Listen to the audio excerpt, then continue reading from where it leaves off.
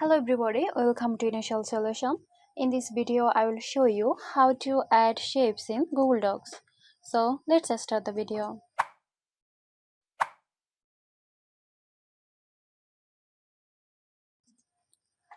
At first, open your Google Docs and open the document where you want to add a shape. Now go to the top menu and click Insert. From here, go to Drawing and then click on New. A drawing window will open where you can create and edit shape. In the drawing window, from the toolbar, click the shape icon. Then go to Shapes. Then select the shape you want, such as rectangle, circle.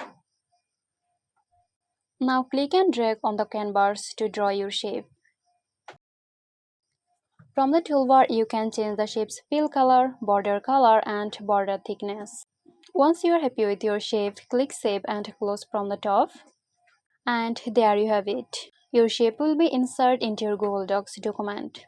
If you want to edit the shape, simply click on it and from here click on Edit. So that's it. I hope this video helped you out. Stay tuned for more helpful tutorials here at Initial Solution.